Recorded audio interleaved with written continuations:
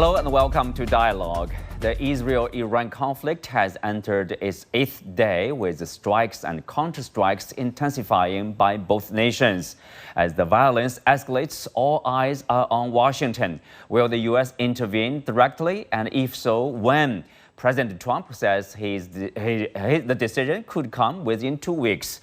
What might tip the balance in this high-stakes standoff? What are the key factors that could impact Trump's decision to intervene? And what role will advanced weaponry, regional alliances, and global diplomacy play in shaping what comes next? Join us for our discussion today, live from Beijing. I'm Xu Qinduo.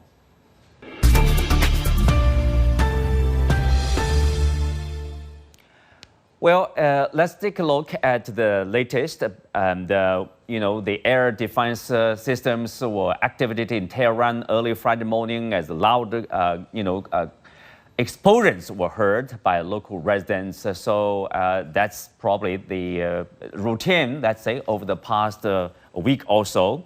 For that discussion, we will have our guests.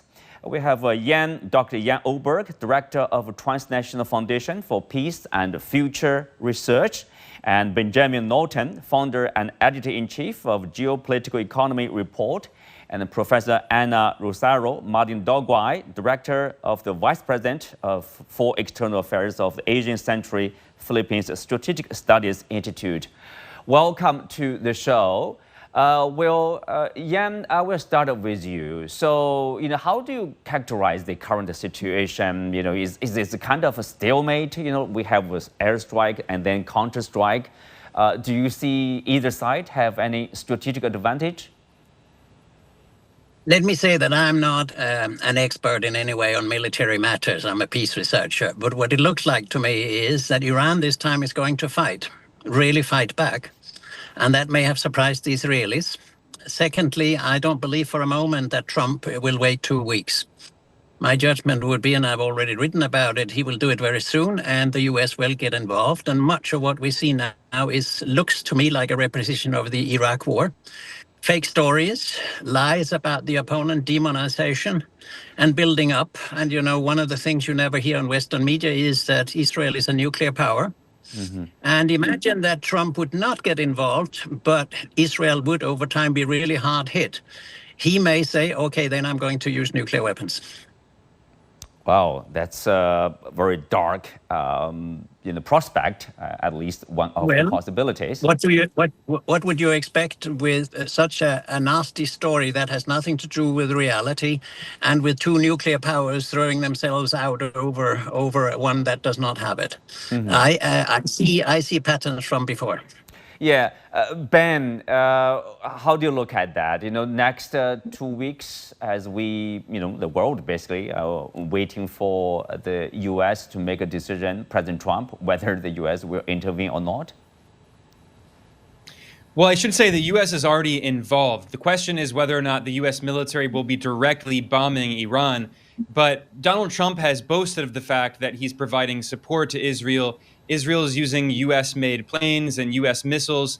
Middle East Eye reported that 3 days before Israel started this war, a war of aggression, on the 13th of June, 3 days before, the Trump administration delivered 300 Hellfire missiles to Israel that were used in the original surprise attack to eliminate the Iranian military leadership. We also know, the New York Times reported that the U.S. has been providing intelligence to Israel, helping it with targeting. So the U.S. government is already deeply involved, but now Trump has hinted pretty obviously that he's going to directly enter by bombing Iranian underground sites, likely using B-2 bombers because that's what Israel doesn't have, and the U.S. plans to use these giant bunker buster bombs. And Trump has hinted that it could happen within 2 weeks, but the Wall Street Journal already reported that Trump has approved the operation and the military is simply waiting for the order. The Pulitzer Prize-winning journalist Seymour Hersh reported, citing U.S. and Israeli officials, that Trump could do it in the next few days. And he even said that Trump may plan it when Wall Street closes the market, so as not to disrupt Wall Street, the capital markets during the weekend when they're closed. Mm-hmm. So it seems almost certain that the U.S. government will get directly involved. But again, I need to stress that the U.S. has been involved from the very beginning. And there are many reports that Trump personally gave Netanyahu the green light to start this war. Right. Anna, for people like you and me, the East Asia, when we look at that, what are at stake? I think just to respond also to your previous question, if the United States will be involved directly in the Iran and Israel military conflict, and what would be the implication of that in the world and even in Asia Pacific, because we're part of Asia Pacific. I think, as I agree with Ben, that the United States is already involved. As you can see, when it comes to military assets, especially high-level military assets, the source of Israel, these kind of military assets are, in terms of sources, it's from the United States as far as Israel is concerned. So indirectly, yes, the US is already involved, I think. And when you talk about direct involvement anytime soon, probably in the next 2 weeks, we will see it. I think it would be from the looks of it, it would, if in any case the US would really get involved, it would be more on airstrike or missile attacks. Well, if this conflict would escalate further as it is now, I think in terms of impact, it will impact economically across the world and the Asia Pacific region. Probably there will be, I think it's already happening, there will be an oil price hike, and countries like mine, the Philippines, which is very much dependent on import of oil, would most likely be affected because inflation would go up, and the whole world will be affected, especially countries like the Philippines who are import dependent on oil. So this is pretty much the picture as this military conflict most likely would escalate, especially if the US will get involved directly, and it will not be just a regional conflict. I think other powers other powers or major powers will get involved as well. Tell us more, Anna, what do you refer to? Other powers or regional powers that will also react, to the U.S. directly, U.S. bombing of Iran? I think when you talk about an escalation of conflict, especially if in any case the United States will directly get involved, and if in any case Trump will, decide that it will strike Iran in whatever way, may it be airstrike or a missile attack. It depends really on the situation the next 2 weeks. When I say that, other major powers will get involved, we have to look at Iran. Iran is not alone, I think. There are sympathetic major powers like, for example, Russia, Turkey, and I'm not sure about China. But on the other hand, also the U.S. has the so-called Western Alliance, and even countries in Europe, especially Germany, France, and United Kingdom, are very much sympathetic to the so-called cause of Israel. That it's rhetoric and war rhetorics that is being spread out, that Iran is somewhat an existential threat against Iran because of development of nuclear weapon, which is until now, after 30 years, it has no basis at all. It never had existed to a greater extent. Yeah. Right. Picking up of what Anna mentioned about other powers might get involved directly or indirectly. Let's take a look. The Marco Rubio, the U.S. Secretary of State, he tweeted earlier that he will have a meeting with UK Foreign Secretary David Lammy to discuss the conflict between Israel and Iran. The US and the UK agree Iran should never get a nuclear weapon. People are suspecting that whether the US is trying to build the so-called coalition of the willing, together with their European partners, and launch bombing against Iran. Is that, something you think might happen? I think that would depend quite a lot on what the situation will be when the United States has gone in full force on the side of Israel. Secondly, of course, they would prepare for that eventuality, like in Iraq. And I think that is as bad as it can be, but very much as what we're talking about as of now, at this moment, is very speculative. I'm a little bit more interested in also discussing how this war already is sold by the media in the West, because it's very deceptive. Yeah. It's a series of misinformation. It's the omission of Israel and what it has done. I'll give you one extreme example. The Danish UN ambassador at the Security Council made a speech in which she said, we are totally behind, we Denmark are totally behind the view that Iran shall never get a nuclear weapon. Now, this was as if this was international law. Who has told Iran not to have it? Secondly, I don't think from my experience in Iran that they want to have it, but they can be forced to have it now. But would you believe that this woman, representing a decent European country, does not mention Israel's attack? Her speech starts with saying Iran can never get a nuclear weapon. Then comes a lot of blah blah about Iran having violated the JCPOA and God knows what. You know, everything is now black and white again. After you've seen the occupations and bombings of Israel in neighboring countries, after you've seen a genocide. I mean, people still believe that you could expect some kind of decency or normal behavior from Israel and its leader, Netanyahu. I'm sorry, but I am not that naive. Everything could happen. What about the response in general from European countries? You talked about Denmark. What about the German Chancellor Merz said Israel is doing the dirty job for us, for the West. What do you make of that? I make out of it that we have totally left rational analysis. We have left rationality behind. We have left honesty behind. The West is in deep trouble everywhere, and what the West is still strongest at is the military, and that's why everything is turned into a military conflict. This could have been solved long ago. The reason we are where we are today is Israel's policies and the fact that Donald Trump took out the United States from the JCPOA, which was a fantastic piece of diplomatic success. Now, this man is very guilty for what is happening at the moment. And when I hear somebody talking this way, unconditional surrender to a nation of 90 million people being attacked, then I say we're close to fascism. This is a fascist state. One thing more, when we refer to the Ukraine conflict, European countries, the preferred line is like, violation of international law, unprovoked attack. But nowadays, they don't even mention, it's Israel that first launched attack against Iran. Well, that's why I'm telling you, there's no principle, no decency, and no ethics anymore in this system. And of course, this will also put the Ukrainian thing in the shadow if we have a big war now in the Middle East. Yeah. And so it's up in the air what is going to happen. I just say that I see elements of this preparation, this kind of, building up to it that I also saw in Iraq. And I say, God forbid. Right, and let's take a look at, of course, the development response, from the Israeli side.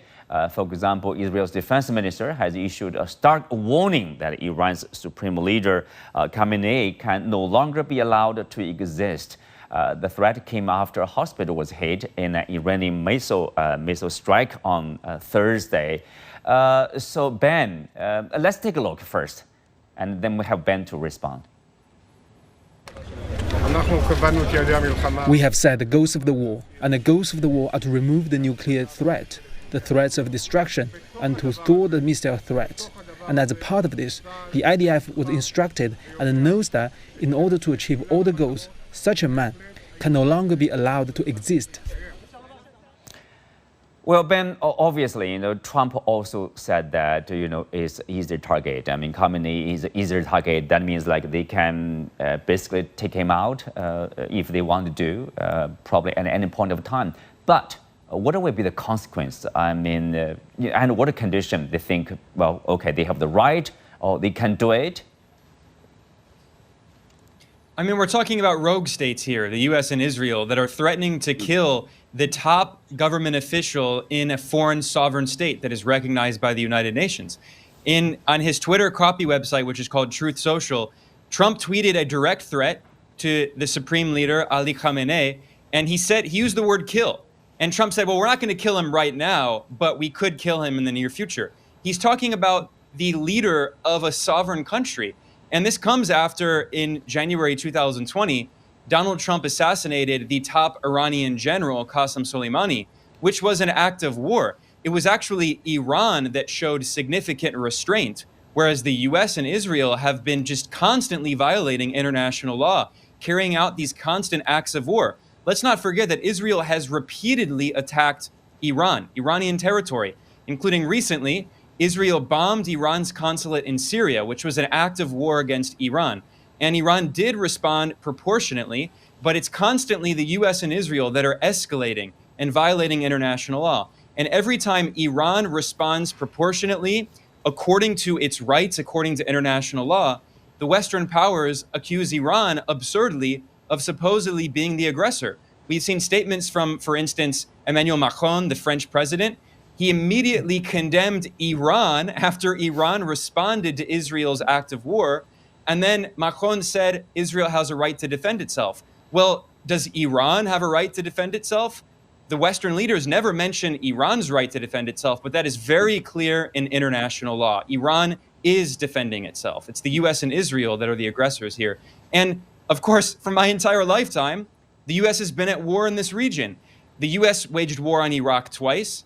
The US waged war on Syria. The US led the NATO war that destroyed the Libyan state and killed Libya's leader, Muammar Gaddafi, in 2011. The US just a few months ago was bombing Yemen. So, I mean, what we see again and again is that the US and Israel violate international law, wage these wars of aggression, and there are unfortunately no consequences for them, largely because the US has abused its veto power in the UN Security Council to make sure there are no consequences. Well, Ben, I'm glad you mentioned about the international law.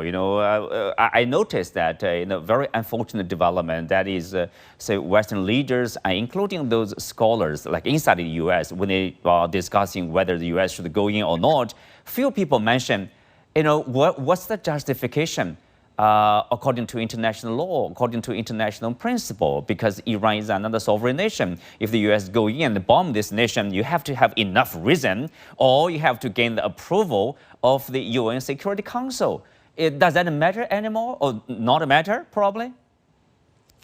Well, it should matter, but unfortunately what we've seen is that the U.S. government consistently, not just under Donald Trump, for many decades, has ignored international law when it serves its political interests. Let's not forget, under George W. Bush in 2003, when the U.S. invaded Iraq, it was an act of war. It was an aggressive war. And the top UN official, the UN Secretary General at the time, Kofi Annan, said very clearly that that was a war of aggression that violated the UN Charter. So we've seen this again and again. And let's not forget that when we're talking about international law, there was a diplomatic agreement that was overseen by the United Nations that was signed a decade ago, the Joint Comprehensive Plan of Action, the JCPOA, the Iran nuclear deal.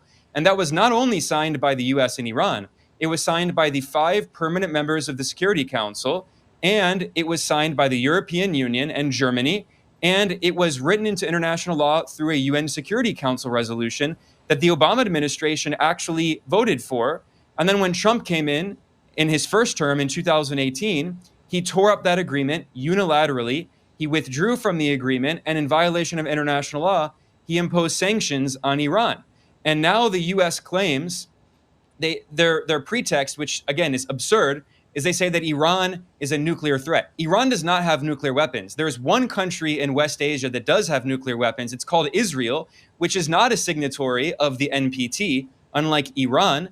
And what we see is that the U.S. is carrying out all of these actions that actually make it much more likely that in the future Iran would pursue nuclear weapons, because every time Iran has gone to the negotiating table and signed an agreement, the U.S. has torn it up, or in the most recent case, Iran participated in 5 rounds of talks with the Trump administration.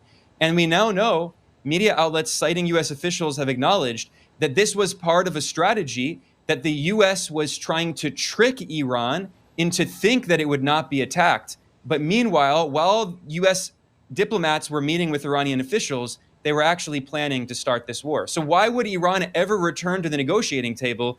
The U.S. and Israel have just killed the Iranian negotiators who were the ones who were supposed to negotiate the deal.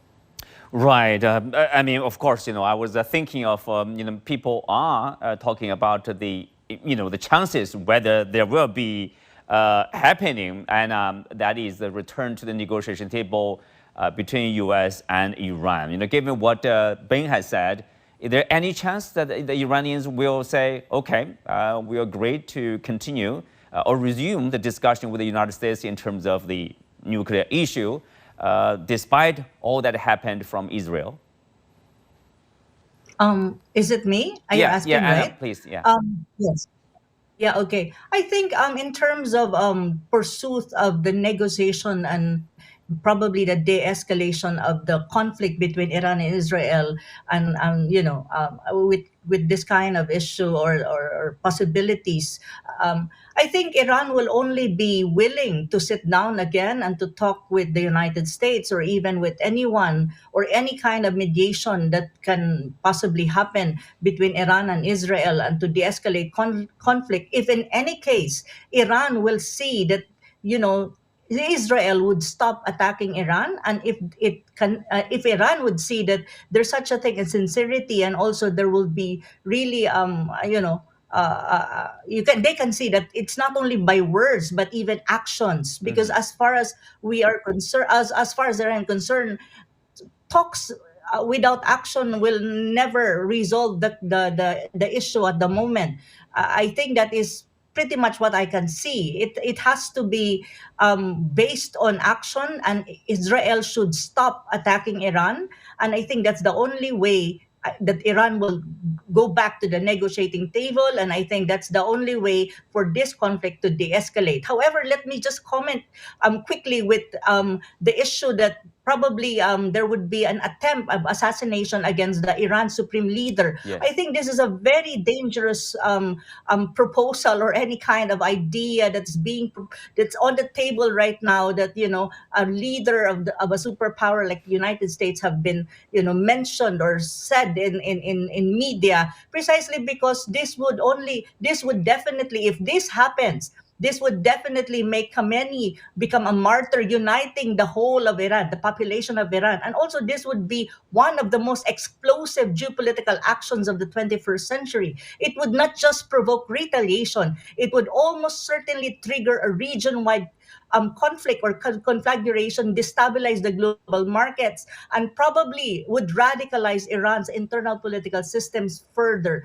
So this would definitely trigger an existential act of war on the part of Iran, of course, and other players in the region. So this is a very dangerous idea that is now circulating in media, and even and being entertained by Trump at the moment. This is really crazy. Yan, the Ayatollah Sistani from Iraq, the neighboring country, has warned against such an action, capitulation.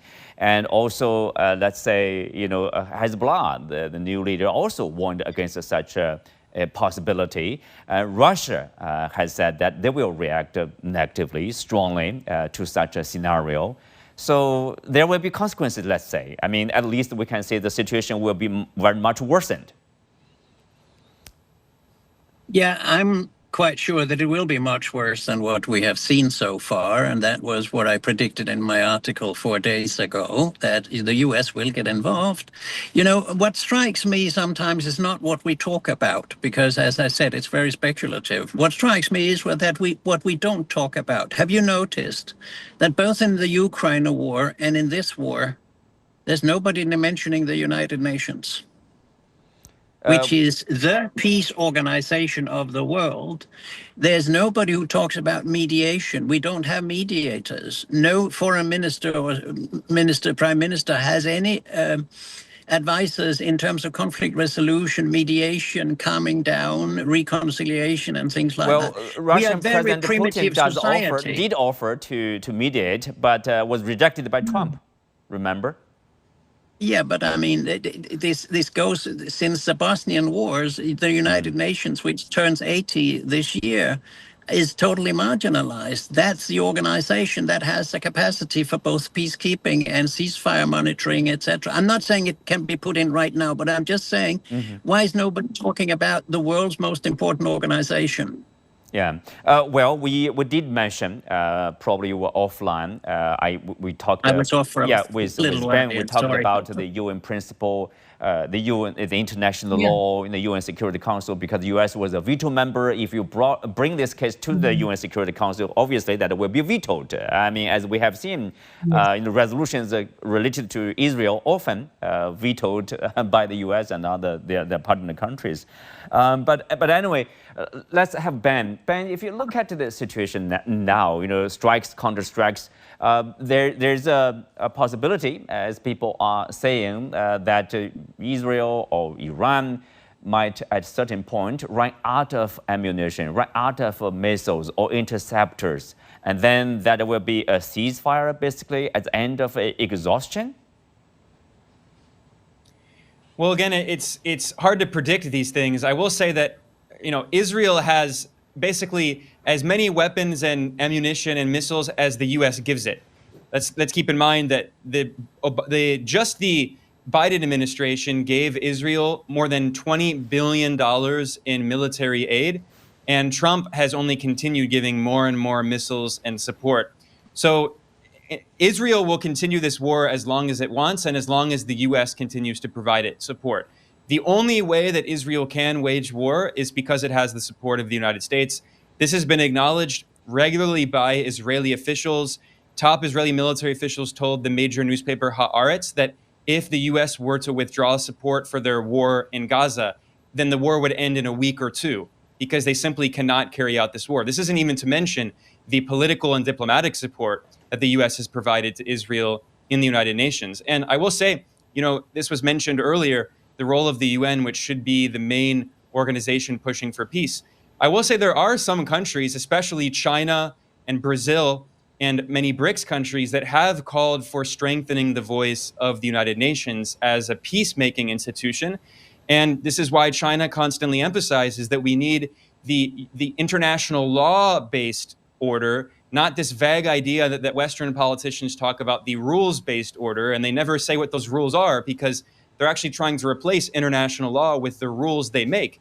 China and BRICS countries have made it clear that the international law-based order has its center in the United Nations, and we should empower and reform the UN so more global South countries have more influence, and so the Western powers, they can still be represented, but they shouldn't have this disproportionate influence. So I think what we see is that with all of these conflicts in the world, we see a paralysis in these international institutions that have been more and more dominated by the US and the Western powers more generally. And what they show is that we have a desperate need for reform. And this is what global South countries have called for many decades. But the failure to stop the war in Ukraine, the failure to stop the genocide in Gaza, and now the failure to stop this war in Iran, all are so clear examples of why we need a true multilateral system in the world, and we need fundamental reform.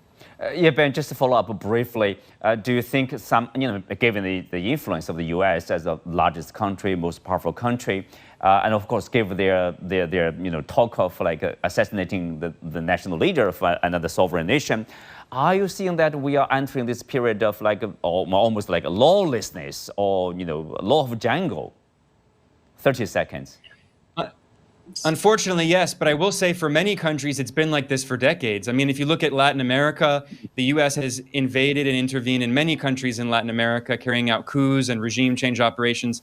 Even in the case of Iran, let's not forget, in 1953, the CIA backed a coup that overthrew Iran's democratically elected prime minister, Mohammad Mossadegh. And then, of course, the U.S. waged war on Korea and Vietnam and Iraq 2 times and Syria. So unfortunately, we've seen a kind of law of the jungle for many decades for much of the global South.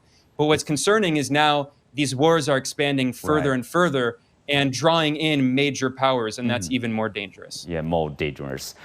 With that, we come to the end of today's show. Many thanks to our guests. You can also watch us on the CGTN app on YouTube. Thank you for being with us. I'm Qin Duo. See you next time.